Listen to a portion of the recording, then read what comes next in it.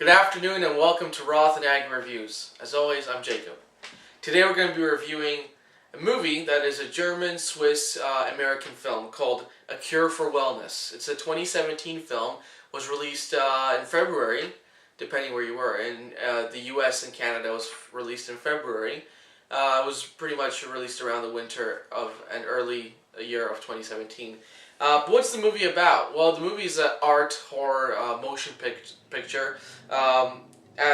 Before I get into the movie itself, I'm just going to give the cast and crew. So it's been directed by Gore Verbinski, who's a very talented filmmaker, and has quite the resume.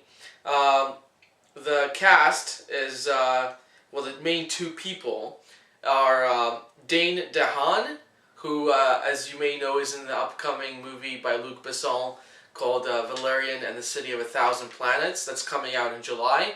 Again, depending where you are, but I think in most places it's July or August. And also the other main actor is Mia Goth, and she's well known for her role in Nymphomaniac. That's a really artsy film by Lars von Trier. So, what's the movie about? The movie is about a young man, probably around mid-20s, late 20s, who's working in this big corporate business, Wall Street type place somewhere in America. And his superior basically goes on a stress leave. And when he goes on a stress leave, he leaves this somewhat strange letter as to explaining why he left and why he is so sick and stressed and he needs to, cleanse himself. So the letter raises suspicions and raises alarm bells and red flags with the team of the building, of the company. The team is very concerned, and it's their idea to send Lockhart, who's played by Dane DeHaan. And idea is for him to be sent to the sanatorium where his superior's at, which is in Switzerland. So he goes there, and his main purpose in going there is just to return eventually with his superior and bring him back and try and talk sense into him and convince him there's nothing wrong with him and everything's fine, and they can go back working as partners in that big CEO like business corporate building business thing. And but what happens is that when Lockhart goes to that sanitarium, he notices that it's not a typical sanitarium. It has a very strange feel to it.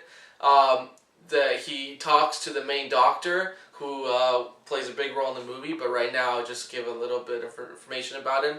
He talks to this doctor who's just fascinated with water, and he has this theory that drinking water saves people's lives, and it creates miracles for people, health-related miracles.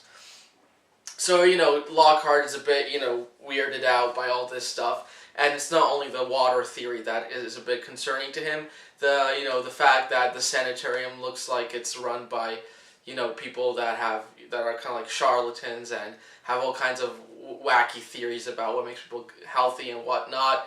And then Lockhart talks to his superior, and he realizes that his superior is completely deluded. There's something off with him to the point where, Lockhart is scared to talk to him, and the superior is scared to talk to him too. So, Lockhart is really concerned about this because his main purpose, his sole purpose of going to this place in Switzerland, the sanitarium, was to retrieve his superior and continue on with the work. And obviously this is not happening because his superior is completely gone mentally and he can't do anything about it. So this raises tensions and stakes and all kinds of emotional troubles for Lockhart, because he needs to get back to the States, but he can't really show himself in the office tower unless the superior is with him. It's almost like if a knight is sent to a castle to save a princess from a dragon, and he comes back with a sword, but not with a princess. So it's kind of same kind of scenario here, except different relationship dynamics. But so there's this big struggle, and Lockhart eventually gives up and decides to go back to the States and face the music. Given the fact that he can't bring his superior back to the job. But what happens on the way to the airport is that Lockhart is in a taxi, and the taxi's driving through this beautiful. I gotta say, before I get in depth in what happens, gotta say the cinematography in this scene. Overall, in the movie, the cinematography is splendid. It's beautiful. It's outstanding. But in this particular scene, when you see the forest and you see the sky and you see the nature of Switzerland, it's just magical. So what happens is Lockhart is in the car with a taxi driver, and they're driving, and everything's going fine until this huge moose jumps out of nowhere and crashes into them, and leading Lockhart to get sent to the hospital. So Lockhart wakes up in the hospital, and he has a broken leg, and he undergoes a series of experiments. And basically, I'm gonna stop with the storyline right here, but I will say very briefly that what happens from here on there is a mixture of some of the most outlandish and bizarre things that could happen to a person in a sanitarium. The element of horror in this movie comes out, during these scenes. The element of fear, and also, what's beautiful about this motion picture is that the element of art comes out with the fear, with the horror, with the thriller of it. But it's done in a way that it complements each angle that I just mentioned, and it leads it to a beautiful angle.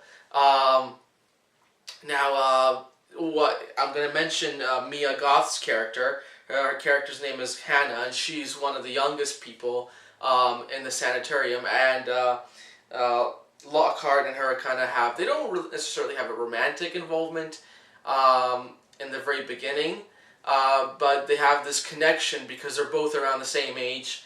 And Lockhart is, he senses there's something wrong with this place, that the sanitarium is not as pure and nice and well-meaning as it really is, and he tries to get Hannah out of this sanitarium, and there's this doctor who basically won't let that happen. And again, I will stop here because the review won't do justice to the actual movie. Before I get into the little minor details about the film, I want to say, if you haven't seen this movie already, please watch it, because if you're on this channel and you're watching the reviews that I do usually, there are movies that I reviewed that I liked, and there are movies that I reviewed that I just absolutely love. And the reason why I love this film, as I said, is because it just mixes art house, and horror so well.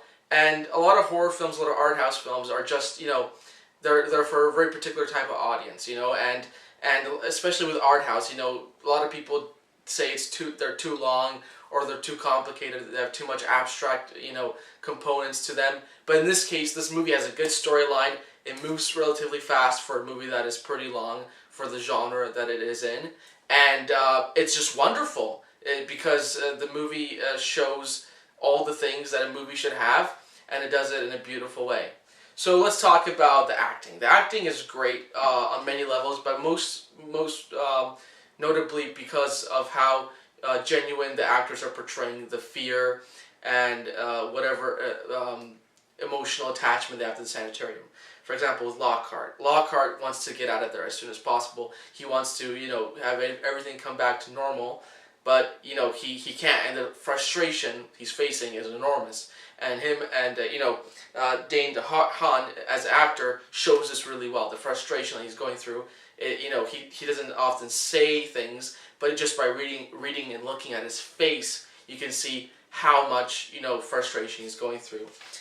Mia Goth's character, so Hannah, her acting comes out in her innocence of the character, because she plays essentially a young woman, but she looks and she acts much younger than that, and it's just a very powerful thing to have such a young person going through the trials and tribulations of a person that will be in a sanitarium, and everybody wants her because she's this beautiful young woman, and everybody has the hots for her, basically, to put it on simple terms.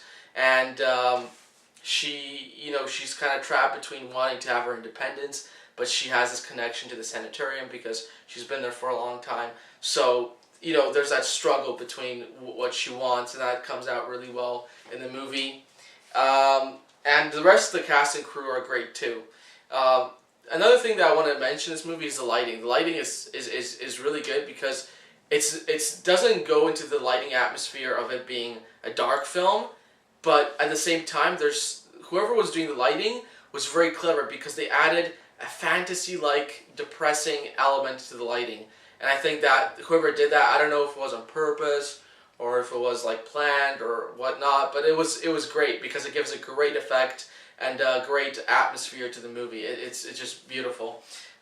So again, if you haven't seen A Cure for Wellness, please check it out. I can't stress how good of a film it is and how worth it is seeing. Thank you so much and take care, guys. All the best.